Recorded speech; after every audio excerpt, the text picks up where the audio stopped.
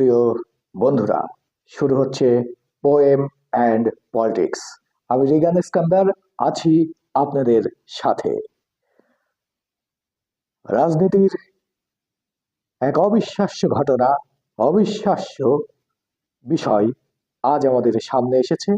সেটা হচ্ছে দীর্ঘ 5 বছর পর আদালতের রায়ে মেয়র হয়েছেন ইশরাক হোসেন, বিএনপির ইশরাক হোসেন। 2020 সালে 1 ফেব্রুয়ারিতে ফজলে নূর তাপসের সাথে ফজলে নূর তাপস মেয়র হিসাবে মনোনীত হয়েছিলেন এবং সেই সময় বিএনপির ইশরাক হোসেন আদালতে নির্বাচন ট্রাইব্যুনালে একটা মামলা করেছিলেন যে এই রায়, আওয়ামী লীগের এই রায় জনগণের ভোটে হয়নি, এটা হয়েছে প্রভাব বিস্তার করে, দলীয় প্রভাব বিস্তার করে, দুর্নীতি এবং কারচুপির মাধ্যমে। তারপর সেই মামলাকে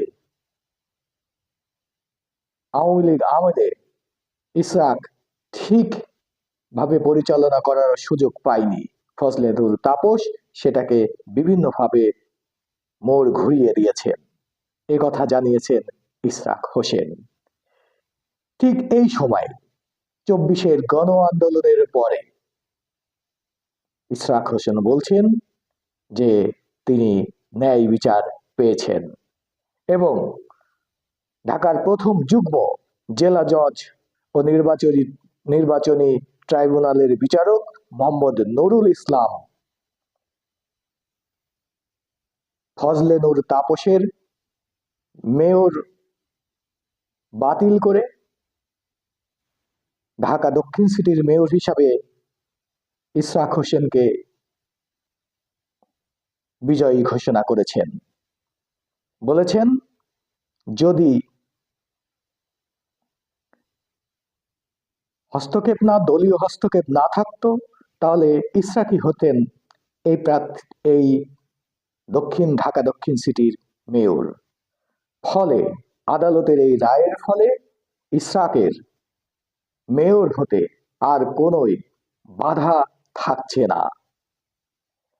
এখন শুধু অপেক্ষা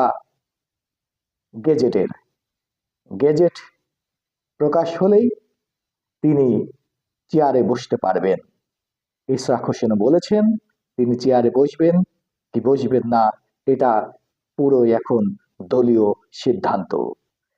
চেয়ারটা তার কাছে বড় নয়, তিনি জিতেছেন, ন্যায় বিচার পেয়েছেন, এটি বড়। এখন রাজনীতির এই মারপ্যাচে প্রশ্ন আরো কিছু থেকে যান। উত্তরে তাবিদ আওয়ালও সে সময় নির্বাচন করেছেন এবং একইভাবে আওয়ামী লীগ দলীয় প্রভাব খাটিয়ে তাকে পরাজিত করেছেন।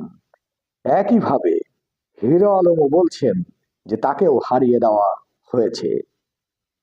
আওয়ামী লীগ আমলের সমস্ত নির্বাচনী যদি এখন প্রশ্নবিদ্ধতার কাঠগড়ায় দাঁড় করানো যায় তাহলে তারা যে সময় যারা অংশগ্রহণ করেছেন তারা প্রত্যেকেই জয় হওয়ার একটা সুযোগ থেকে যায়।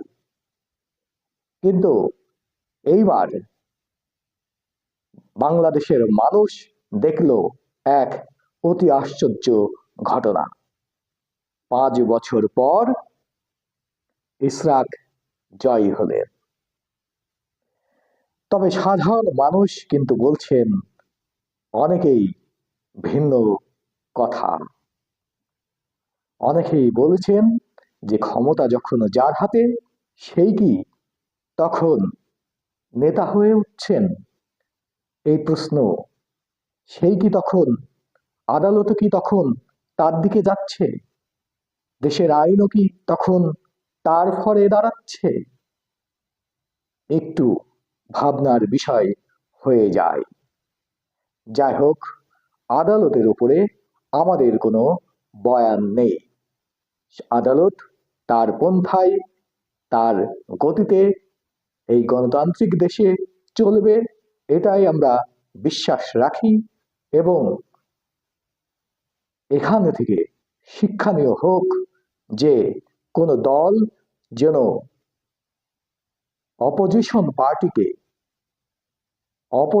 পার্টির ওপরে কোনো প্রভাব বিস্তার না করে নির্বাচনে, তার ফলাফল খুব একটা ভালো হয় না। ইতিহাস সব সময় সত্যের পক্ষে থাকে, এই কথা মনে রাখতে হবে আমাদের সকল রাজনীতিবিদদের। দেশ সুন্দর হোক, গণতান্ত্রিক হোক, সুস্থ নির্বাচনের পরিবেশ বিরাজ করুক। মানুষ ভোট দেওয়ার অধিকার পেয়েছে, মানুষ সুস্থ সুন্দরভাবে ভোট দিক এই বাংলাদেশের মানুষ।